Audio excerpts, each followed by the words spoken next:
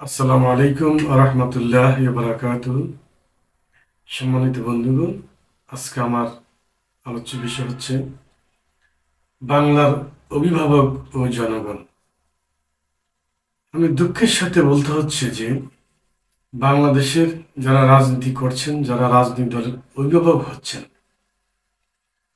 তারা জনগণের অধিকার, জনগণের উন্নয়নের জন্য রাজনীতি করে থাকেন।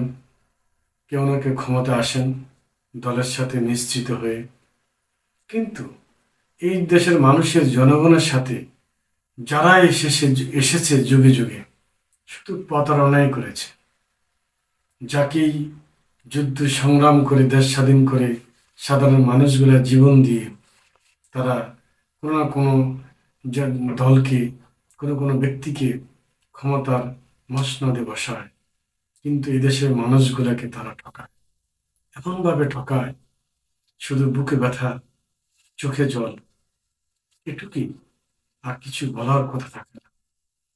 কারণ দেখেন, আজ তত্ত্বাবধায়ক সরকার এতগুলো গরিব ছাত্র ছাত্রী, সাধারণ জনগণ, সকল শ্রেণীর মানুষ এই বিপ্লব, এই আন্দোলন সংগ্রামের জন্য জীবন দিয়েছে।